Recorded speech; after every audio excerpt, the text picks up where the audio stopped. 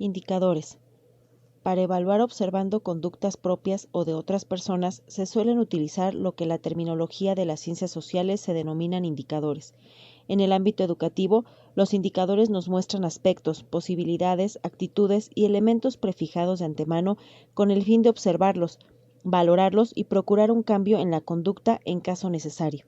Existen múltiples tipos de indicadores que dependen de las necesidades formativas de los propios alumnos, de la materia o función en que debes evaluar o llevar a un grupo o de cualquier otra situación problemática que se cree en las aulas.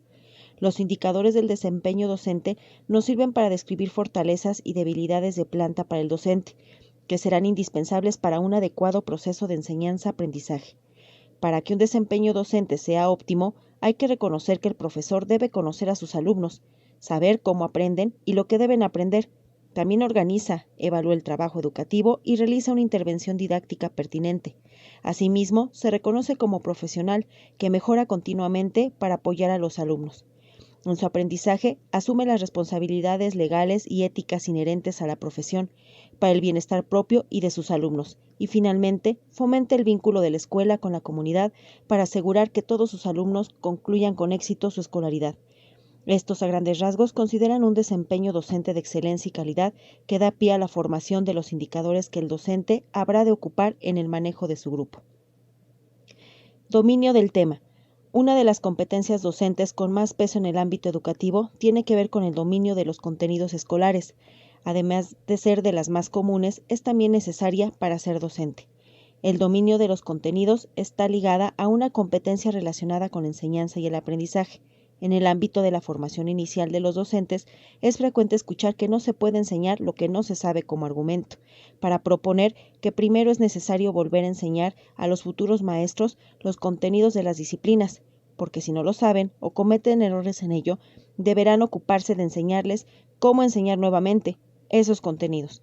Entonces, el dominio de los contenidos escolares por parte de los maestros consiste en la suma de un dominio académico, saber lo que se enseña, de un dominio metodológico, saber cómo se enseña, para que éste sea óptimo y significativo.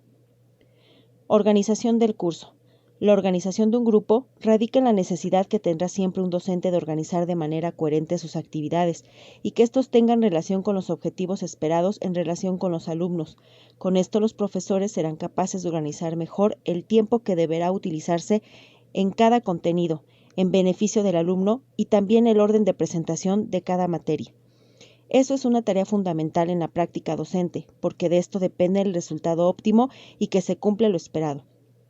El desarrollo de las competencias de los alumnos tiene que ver mucho con la organización del curso, si éste está debidamente organizado, planificado y enfocado al logro de objetivos.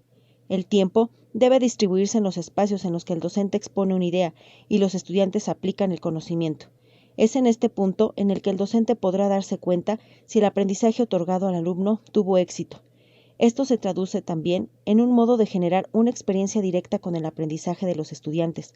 Un buen docente puede hacer que una experiencia educativa sea exitosa, incluso en situaciones adversas, porque tiene una planificación y una organización debida del curso, lo que hace que, sin importar los problemas que surgen en el proceso educativo, sea exitoso. Comunicación educativa.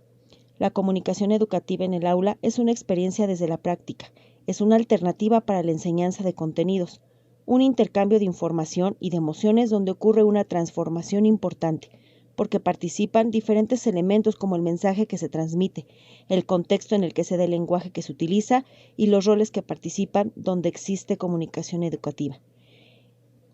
Dentro de esto existe un proceso exitoso, amplio, productivo, que beneficia tanto al alumno como al docente.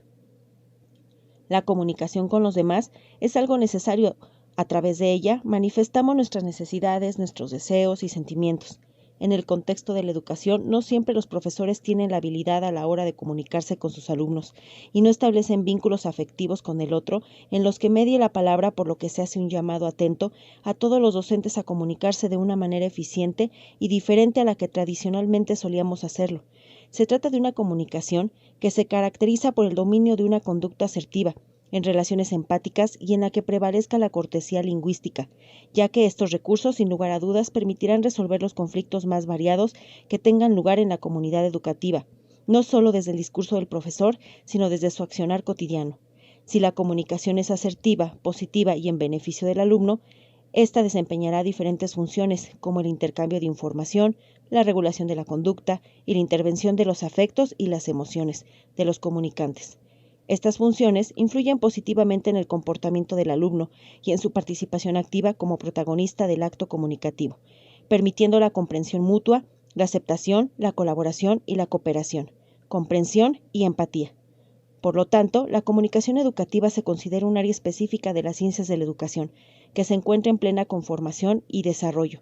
Su elaboración teórico-metodológica no está acabada, pero cobra cada vez más importancia para el profesional de la educación. El uso de medios de comunicación e información en las prácticas pedagógicas es un recurso indispensable para acercar el desarrollo de las competencias de los estudiantes a las dinámicas del mundo contemporáneo. La revolución educativa en la cual nos encontramos propone mejorar los aprendizajes, fomentando el uso de medios electrónicos, sin que esto signifique la exclusión de otros medios, como la televisión, la radio, el cine, el video y los medios impresos. En el aula de clase, todos los maestros son ejes de este proceso para el tránsito de la enseñanza al aprendizaje, y es que en realidad no depende de los medios que utilicemos, porque ninguno queda rezagado. Cada uno es indispensable y funcional siempre y cuando se enfoque de manera adecuada. No importa el medio que utilicemos para dar a conocer contenido. Lo realmente importante es lo que este medio tenga dentro de sí, lo que vaya a aportar al alumno, lo que le enseñe y le transmita. El medio está ahí como un recurso útil para agregar valor a la educación en la medida en que nos permita aterrizar a los contenidos de la vida cotidiana, los contenidos y las habilidades que se adquieren en la escuela. En resumen, si bien el avance tecnológico y la adecuación de los docentes es importante en este sentido, lo es aún más lo que cada medio educativo contenga dentro de sí. El valor de un medio no será medido en función del medio utilizado como tal, sino en el contenido y lo funcional que es para el alumno. Responsabilidad docente. La responsabilidad de un docente es imprescindible en el proceso de enseñanza-aprendizaje. Este indicador es sumamente importante porque comprende absolutamente toda la labor del docente dentro del aula. Comienza desde el momento en que toma con ética su responsabilidad y asume su cargo con responsabilidad y respeto.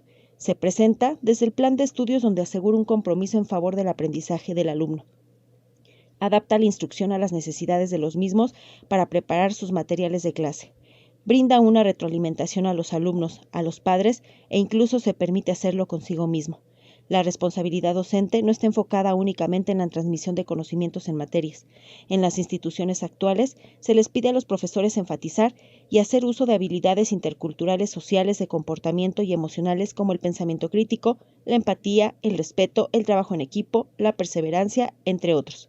Es una realidad que los maestros tienen la mayor parte de la responsabilidad educativa. Incluso conlleva la integridad del alumno. Un profesor que está preparado para ejercer su tarea quiere decirse que trata de poner en acto una serie de conocimientos, compromisos y competencias que no son otra cosa que las obligaciones contraídas con la sociedad, con la institución, con sus estudiantes y consigo mismo.